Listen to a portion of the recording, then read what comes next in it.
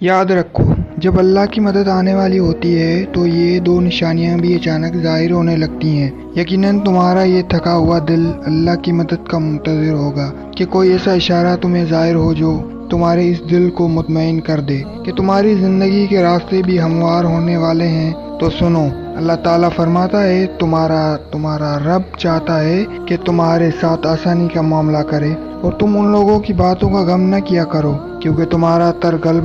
تمہارا تمام تر غلبہ اللہ کا ہے، اور اس پر ہر ایک چیز عیاں ہے، جو کچھ گزر چکا ہے اور جو کچھ موجود چل رہا ہے اور جو کچھ آنے والا ہے، وہ سب اس پر روشن ہے۔ اگر تمہاری زندگی کے چند اوراق خراب ہو گئے ہیں تو تم ڈپریشن کی طرف جا رہے ہو، بے سکون ہونے لگے ہو، تو جان رکھو کہ کچھ اوراق خراب ہونے کا مطلب ہرگز ہی نہیں ہے کہ پوری کہانی خراب ہو گئی ہے۔ اللہ فرماتا ہے کہ تمہیں تمہارے حال پر چھوڑ نہیں دیا گیا، اور مومن کا اعتماد اسباب دنیا پر نہیں بلکہ اللہ پر ہونا چاہیے، اور بظاہر ماحول میں سازگاری کے آثار نظر نہ آتے ہوں تب بھی اپنے رب پر پورا بھروسہ رکھو۔ وہ جب چاہے جہاں سے چاہے وقت پلٹ دے، حالات بدل دے، اور جان رکھو کہ تمہارے رب کے لیے یہ کوئی بڑا کام نہیں۔ حضرت موسیٰ علیہ السلام کا وہ واقعہ یاد کریں کہ سامنے سمندر ہے اور پوری قوم خوفزدہ ہے، لیکن اس وقت حضرت موسیٰ علیہ السلام کا یہ جواب آیا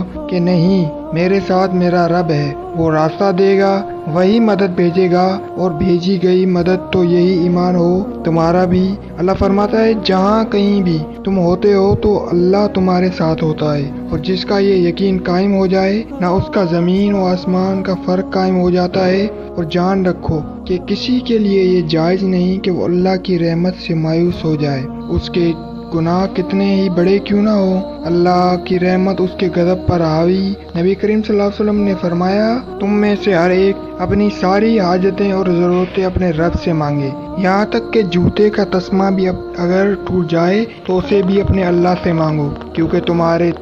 تمام تر اختیارات اور بھلائیاں اس رب کے ہاتھ میں ہیں، جس کی نگاہ ازل سے ابد تک تمام زمانوں پر حاوی ہے۔ پر مسئلہ تب آتا ہے جب تم لوگوں سے توقع کرتے پھرتے ہو، ان کی توجہ اور احساس کے یاد رکھو لہروں کے ساتھ لاشیں بہا کرتی ہیں، تیراک نہیں، میرا رب فرماتا ہے۔ اور جن لوگوں نے اللہ کو چھوڑ کر دوسرے لوگوں کو اپنا مددگار بنا رکھا ہے اور ان سے امیدیں جوڑ رکھی ہیں، اس کی مثال اس مکڑی جیسی ہے، وہ بھی ایک گھر بناتی ہے مگر سب سے کمزور۔ مکڑی کا ہوتا ہے، کاش کہ تم جانتے کہ اللہ کی معیشت ساری مشیتوں پر غالب ہے، اور اس رب میں جو چیز تمہارے لیے بنائی ہے وہ خود تمہیں تلاش کر رہی ہے۔